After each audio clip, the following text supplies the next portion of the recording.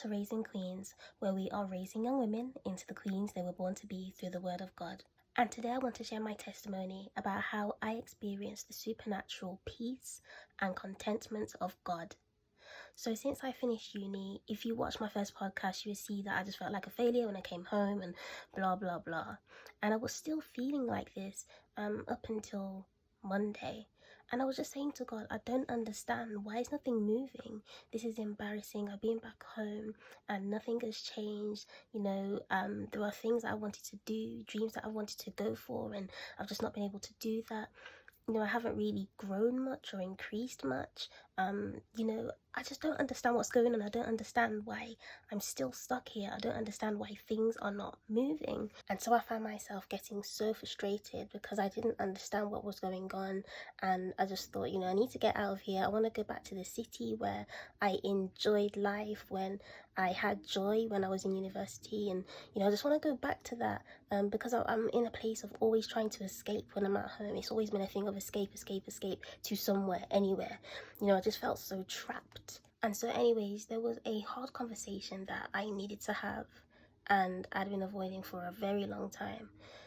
And, I was just thinking about it, but I thought I don't really want to do it. I don't want to have that conversation. One thing about me is I'm a peacekeeper rather than a peacemaker. So peacekeepers like to keep the peace by not saying anything, whereas peacemakers will actually confront issues to make peace. And so with me, I've struggled a lot with timidity and people pleasing and shyness, and just being quiet and keeping my mouth quiet for the longest time over small things, over big things. I just don't want to talk or speak up when there is an issue or speak about things. And so anyways, on Sunday, I just came to church and I felt so down. My head had been gone for the past month. Mentally, my brain was just so fogged. I had like thousands of tabs open in my head all at the same time. But then at the same time, my mind was just blank. It was just blank. I was just stuck in the house. I couldn't move. I couldn't get out. I lacked hope. I was just in such a down place, and I've been this place so many times. I was tired of hitting rock bottom, and I said, I don't want to keep on doing this. And so anyway, I had my escape plan already set and stuff, and I was kind of avoiding going to church and speaking to God because I knew that he didn't want me to rely on the escape plan or to use my escape plan. But I was just like, I'm going to go to church and I'm just going to try and ignore that and block it out. And, I've got everything ready. I know what I'm going to do next. I've got the plan, blah, blah, blah. I'm going to escape. I'm going to get out. And this, that. Anyway, it didn't turn out like that. I remember being asked, do you believe that nothing is impossible for God? And I said, if I'm being completely honest, I'm not sure. I'm not sure if I believe that anymore. And on Monday, I was just sat in the house and I was crying. And I said to God, I don't believe that you are good, because why would you keep me in a place of pain? You can see that this pain is really getting to me, it's eating me from the inside out. And, I'm trying to get out. That's what you do, right? When you're in a situation that causes you pain, you've got to get out. That's the logical thing that you would do. And I'm thinking, God, if you love me so much, then why would you keep me in a place of pain? And so anyways, on Monday, I decided to go out the house, and I thought, you know what, I'm gonna have that hard conversation. I'm gonna do that thing that scares me. And I said, if I do that thing that scares me, then I'm also gonna cut my hair, because that's something that I've wanted to do but I've been scared to do, because I've always been known as the girl with long hair. And so I managed to muster up the courage and say what I needed to say. I managed to have that hard conversation, and then I asked my mom to cut my hair off for me.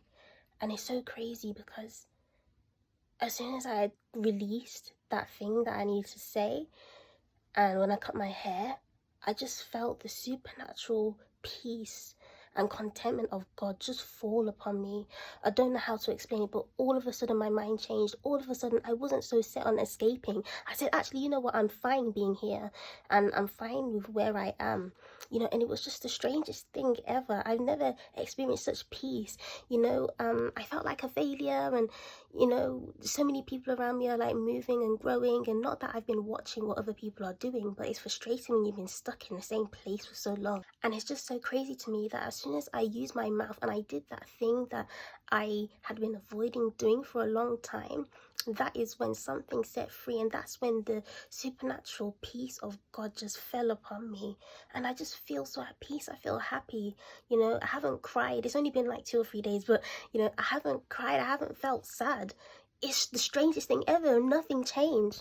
I didn't change my surroundings. I didn't change the diet that I had. I didn't fast. I was supposed to fast on that morning, but I actually failed, and I said, I'm just going to eat food. I want to cook. I'm going to eat food. I didn't even fast. I was just crying, and I was just wrestling with God. So I didn't even do anything amazing. I just used my mouth. And so I really want to encourage you. Some of you who are watching, you think that your deliverance is going to come from God. You're thinking that he's going to do this big miracle. You're thinking that he's going to do this big thing. He's going to let you escape. But you don't realize that the deliverance is already in your mouth. He has put your deliverance in your mouth.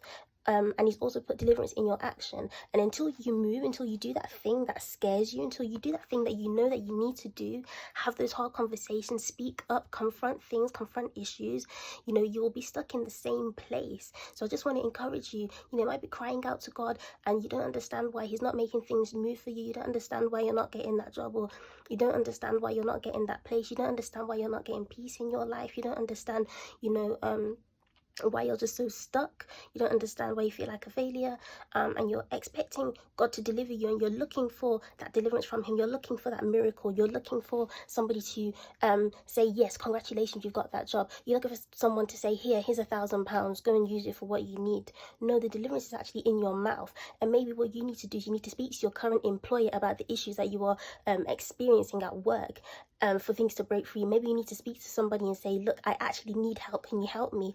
Maybe you need to use your mouth and have those hard conversations and, really just deal with the issues of your heart, the pain that's inside.